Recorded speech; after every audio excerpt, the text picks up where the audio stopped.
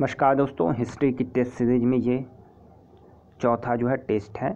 इसमें 25 प्रश्न आपको कराए जाएंगे। 25 में आपके कितने प्रश्न सही होते हैं आप कमेंट बॉक्स में ज़रूर बताएं। तो पहला प्रश्न आज का, सन 1928 ईस्वी में बरदौली आंदोलन का नेतृत्व किसने किया? सन 1928 ईस्वी में बरदौली आंदोलन का नेतृत्व किसने किया?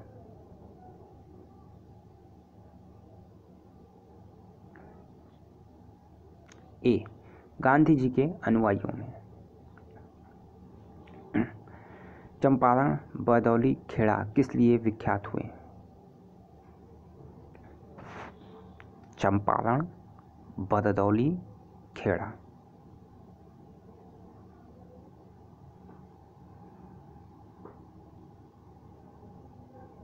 तो किसके लिए हुए? किसान विद्रोह। चंपारण बिहार, बरदौली गुजरात। तो ये सारे चीज जो आंदोलन हुए ये किसान आंदोलन थे, तो किसान विद्रोह के। निम्न में से कौन सा आजीवक संप्रदाय का प्रवर्तक था?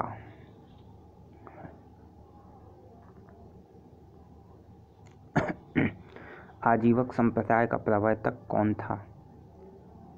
तो 78 का बी, मक्खली गोसाल जो है आजीवक संप्रदाय का प्रवर्तक था। कल्हड़ की राज तरंगिणी की रचना कब हुई थी? कल्हड़ की राज तरंगिणी की रचना कब हुई थी?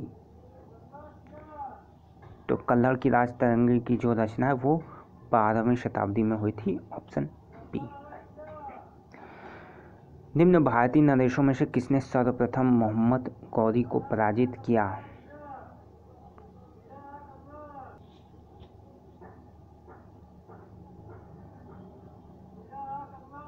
यह हो जाएगा ऑप्शन डी, भीम द्वितीय ने। पानीपत के तृतीय युद्ध में मराठों का नेतृत्व किसने किया? पानीपत के तृतीय युद्ध में मराठों का नेतृत्व किसने किया? बाजीराव द्वितीय, जसवंतराव होलकर, महादजी सिंधिया, सदाशिव भाऊ। Question number 81।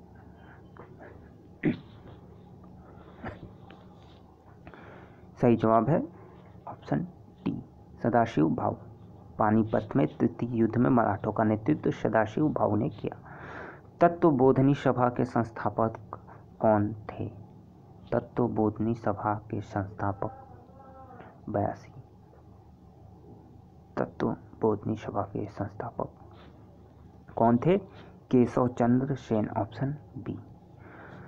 भारत छोड़ो आंदोलन के दौर में सर्वाधिक समय तक चलने वाली समांतर सरकार कहाँ स्थापित हुई थी? भारत छोड़ो आंदोलन के दौर में सर्वाधिक समय तक चलने वाली समानांतर सरकार की स्थापना कहाँ हुई थी? मैक्सिमम लोग इसका आंसर बताएंगे बढ़िया, लेकिन इसका जो सही जवाब है वो है ऑप्शन ए, सतारा में जो है समांतर सरकार की स्थापना हुई थी। भारत पर नादिर शाह का आक्रमण कब हुआ था? भारत पर नादिर शाह का आक्रमण कब हुआ था? तो हुआ था 1739, 1739 ईस्वी में, 1739 ईस्वी में। ऋग्वेद की रचना कहाँ हुई थी? ऋग्वेद की रचना कहाँ हुई थी? दक्षिण भारत, मध्य भारत, पंजाब, सप्त सिंधु प्रदेश।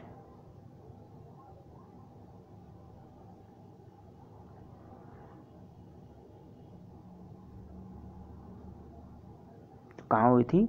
सप्त सिंधु प्रदेश, ऑप्शन डी। सिंधु सभ्यता के लोग किस धातु से परिचित नहीं थे? पूछा है, नहीं थे, ध्यान दीजिएगा। किस धातु से परिचित नहीं थे? सोना, तांबा, चांदी, लोहा।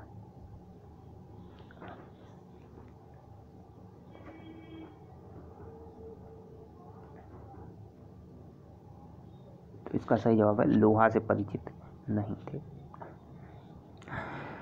ऋग्वैदिक आदि किसकी पूजा करते थे? ऋग्वैदिक आदि किसकी पूजा करते थे? प्रकृति की उपासना, गाय की पूजा, यक्ष पूजा, वृक्ष पूजा।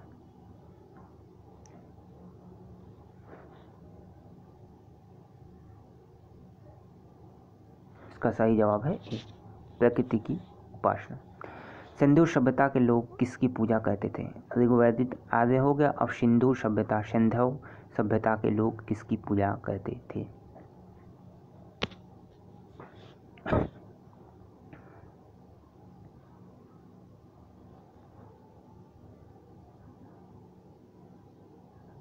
सही जवाब है डी, पशुपति। पशुपति आपको याद रखना, पशुपति की पूजा करते थे। ये दोनों प्रश्न जो है बेचू एंट्रेंस में पूछे गए हैं। तो सिंधु सभ्यता के लोग पशुपति की और ऋग्वैदिक आदि प्रकृति की उपासना। महात्मा बुद्ध का जन्म लुम्बिनी वन में हुआ, वह स्थित है। लुम्बिनी कहाँ स्थित है? सीधा का सवाल, 89 का आंसर बताइए आप लोग। महात्मा बुद्ध का जन्म लुम्बिनी वन में हुआ, वह स्थित है, तो वह स्थित है नेपाल के तराई में, नेपाल में। तो ऑप्शन ए। हुणों का आक्रमण किसके काल में हुआ था? हुणों का आक्रमण किसके काल में हुआ था?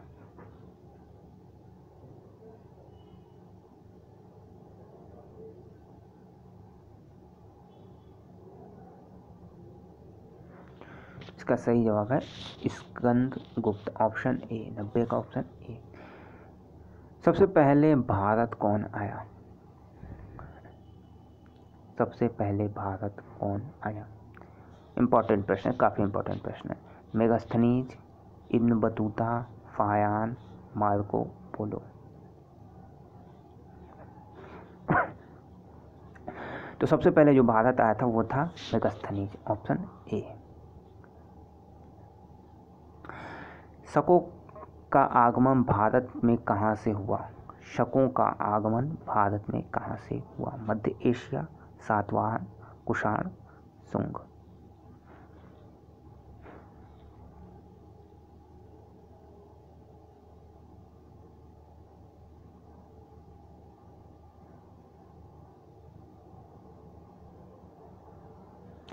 तो शकों का आक्रमण भारत में हुआ मध्य एशिया, ऑप्शन ए।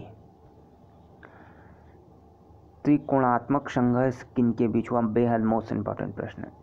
एलएलबी में भी हुआ, आया है, बेचू बीए में भी आया है और दो बार आया हुआ है। त्रिकोणात्मक संघर्ष किनके बीच हुआ?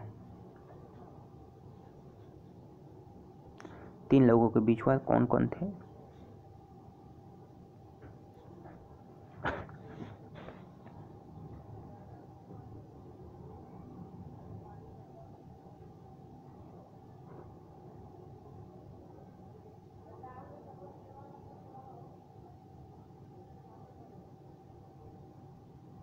इसका सही जवाब है ए, पाल, प्रतिहार, राष्ट्रकूल।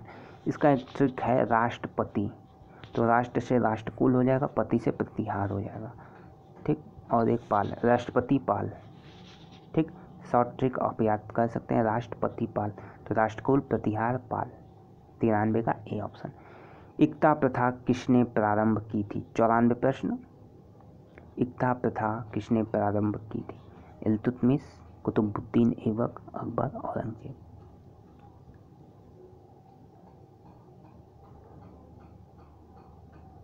तो इक्ता प्रथा थी इल्तुतमिश, इक्ता इल्तुतमिश। इब्न बतूता किसके काल में भारत आया? इब्न बतूता किसके काल में भारत आया? मोहम्मद बिन तुगलक, औरंगजेब, फिरोज तुगलक, अलाउद्दीन खिलजी। 95 number question. इब्न बतूता किसके काल में भारत आया? तो सही जवाब है ए, मोहम्मद बिन तुगलक। मोहम्मद बिन तुगलक के काल में इब्न बतूता भारत आया।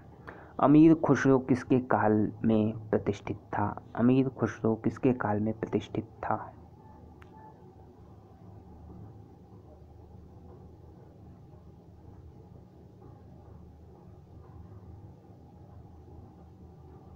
Alauddin Khilji, option A. पानीपत के प्रथम युद्ध में बाबर ने किसको पराजित किया? पानीपत के प्रथम युद्ध में बाबर ने किसको पराजित किया? पानीपत का युद्ध बेहद इंपॉर्टेंट है, आप लोग पढ़ लीजिएगा तीनों युद्ध। तो पहले युद्ध में बाबर ने किसको पराजित किया था? इब्राहिम लोदी को, ठीक। पानीपत के पहले युद्ध में बाबर ने इब्राहिम लोदी को पराजित किया था। मोहम्मद गोरी ने किस युद्ध में पृथ्वीराज चौहान को हराया? 98 नंबर क्वेश्चन। मोहम्मद गोरी ने किस युद्ध में पृथ्वीराज चौहान को हराया? पानीपत, तराइन, पानीपत का द्वितीय युद्ध, तराइन का द्वितीय युद्ध। तो ये था तराइन का द्वितीय युद्ध। तराइन के प्रथम युद्ध में पृथ्वीराज चौहान ने मोहम्मद गौरी को हराया था, जो 1191 में हुआ था। फिर एक वर्ष बाद ही मोहम्मद गौरी पुनः सेना लेके आक्रमण करता है 1192 ईस्वी में। तो द्वितीय युद्ध जो है 1192 में हुआ था, जिसमें मोहम्मद गौरी विजयी हुआ था, पृथ्वीराज चौहान हारा था। तो तराइन का द्वितीय युद्ध था वो। दिल्ली सल्तनत में अस्थायी सैन्य व्यवस्था किसने लागू की? दिल्ली सल्तनत में अस्थायी सैन्य व्यवस्था बलबन, फिरोज तुगलक, कुतुबुद्दीन ऐबक, अलाउद्दीन खिलजी। तो दिल्ली सल्तनत में अस्थायी सैन्य व्यवस्था अलाउद्दीन खिलजी। कई सैन्य सुधार किए अलाउद्दीन खिलजी ने, उसमें ये भी व्यवस्था थी अस्थायी सैन्य व्यवस्था, तो अलाउद्दीन खिलजी। फतेहपुर सीकरी का निर्माण किसने करवाया था? फतेहपुर सीकरी शाहजहां, अकबर, जहांगीर, शेरशाह। फतेहपुर सीकरी का निर्माण किसने कराया? तो फतेहपुर सीकरी का निर्माण कराया था अकबर ने, ऑप्शन सी। तो यहाँ पे ये प्रश्न 25 प्रश्न आपके कंप्लीट, और इसके साथ ही टोटल 4 टेस्ट सीरीज में 100 प्रश्न जो है हो गए। ये चारों टेस्ट सीरीज आप लोग जरूर देखिए और कमेंट बॉक्स में बताइए किसमें आपके कितने प्रश्न जो है सही होते हैं। जो प्रश्न गलत होते हैं उन्हें एक कॉपी पे अलग से आप नोट करके लिख लीजिए, क्योंकि बेहद इंपॉर्टेंट प्रश्न ये हैं किसी भी परीक्षा के लिए। ठीक, वीडियो कैसी लगी हो आप कमेंट बॉक्स में ज़रूर बताएं। वीडियो पसंद आई हो तो लाइक करें, शेयर करें और चैनल को सब्सक्राइब करें। धन्यवाद।